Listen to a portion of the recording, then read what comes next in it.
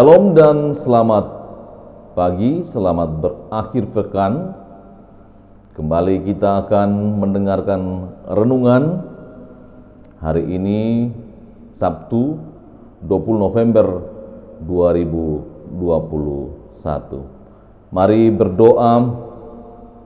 Kami bersyukur atas kehidupan yang Tuhan anugerahkan bagi kami. Sebagai rasa syukur kami beribadah kepadamu, dan kami mau membaca dan merenungkan firman-Mu. Roh Kudus kuasai kami dan mampukan kami untuk memahami dan memelihara firman-Mu. Mohon ampun atas dosa kami, dan berfirmanlah Tuhan, kami telah siap mendengar. Di dalam nama Tuhan Yesus Kristus kami berdoa. Amin. Saudara-saudara, bacaan hari ini dari kitab pertama Korintus pasal yang ke-15 ayat 20-28. Saya akan bacakan ayat 20 dan 21. Tetapi yang benar ialah bahwa Kristus telah dibangkitkan dari antara orang mati sebagai yang sulung dari orang-orang yang telah meninggal. Sebab sama seperti maut datang karena satu orang manusia, demikian juga kebangkitan orang mati datang karena satu orang manusia. Amin. Demikian bacaan firman Tuhan.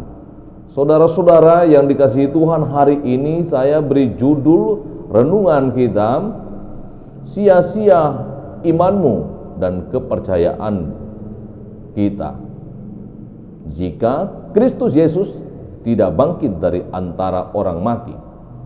Pertanyaan muncul adalah, bagaimana orang mati dibangkitkan?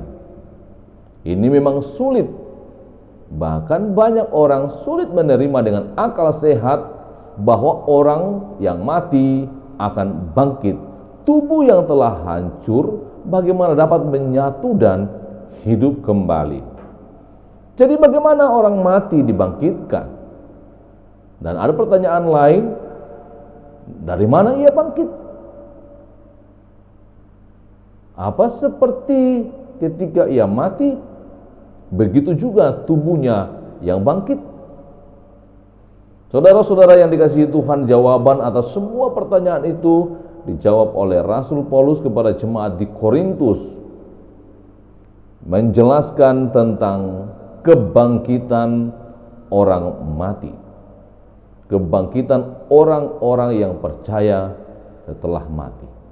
Ia menegaskan dan menghentakkan jemaat di Korintus yang ragu, bahkan ada yang sulit percaya tentang kebangkitan orang mati. Paulus sekali lagi menekankan kepada jemaat dengan mengatakan, jika tidak ada kebangkitan orang mati, sia-sia kepercayaan kamu dan sia-sia pemberitaan Injil keselamatan. Bahkan lebih dari itu, kami telah berdusta kepada Allah, karena kami mengatakan Allah membangkitkan Yesus dari antara orang mati, tetapi ia tidak membangkitkan. Jika Kristus tidak dibangkitkan, maka sia-sia kepercayaan kamu dan kamu masih hidup dalam dosa. Kita semua, jika Kristus tidak dibangkitkan, kita masih hidup dalam dosa. Jadi yang benar yang bagaimana? Yang benar adalah Kristus telah dibangkitkan dari antara orang mati sebagai yang sulung yang pertama. Artinya akan ada kebangkitan setelah Yesus dibangkitkan sesuai urutannya dan pada waktu kedatangannya. Paulus mau menegaskan setiap orang percaya kepada Kristus akan dibangkitkan dan peroleh hidup yang kekal, bukan kebinasaan. Yesus telah bangkit dan tidak mati lagi.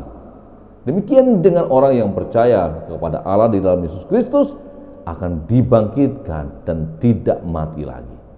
Saudara-saudara, Adam manusia yang pertama, atau Adam yang pertama adalah makhluk hidup.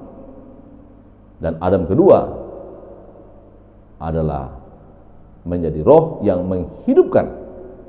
Manusia pertama berasal dari debu tanah yang sifatnya alamiah.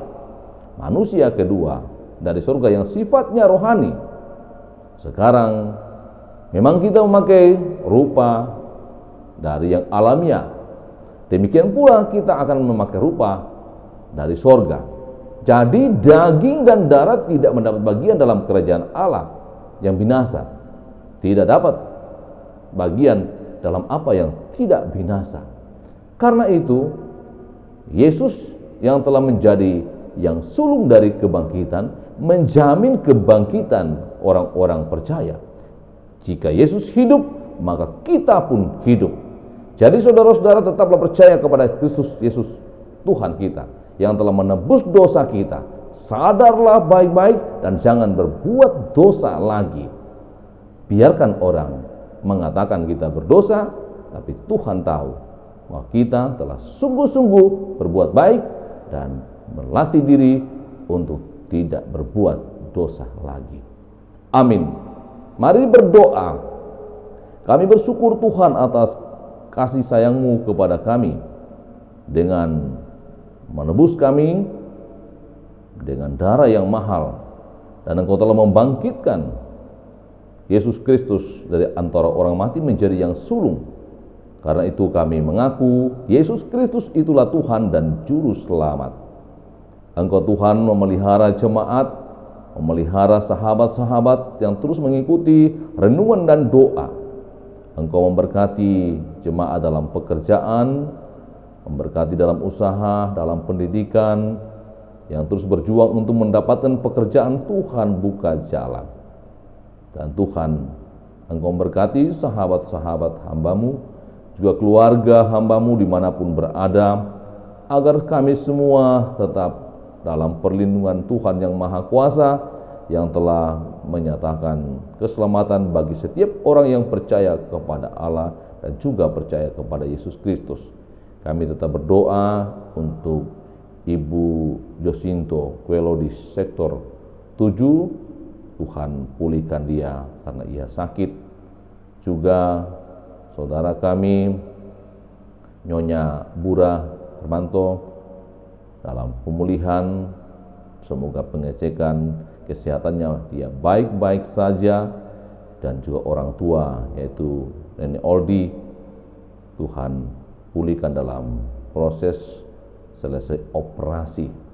Juga terus kami topang dalam doa cucu dari Bapak Sinin Taliding yang bernama Altar Kiando, yang sempat menjalani perawatan intensif di rumah sakit Siloam. Kiranya cinta kasih Allah yang besar dan Allah berbelas kasihan menolong dan memulihkan. Tuhan lindungi kami sepanjang hari ini dari mara bahaya, dari orang jahat, juga dari kuasa-kuasa kegelapan, dan juga dari berbagai penyakit, khususnya virus corona sekalipun telah melandai. Ampun dosa kami Tuhan, dan terimalah doa kami yang kami bawa kepadamu di dalam nama Tuhan Yesus Kristus. Amin. Demikian renungan dan doa hari ini. Tuhan Yesus sayang kita semua. Sampai jumpa.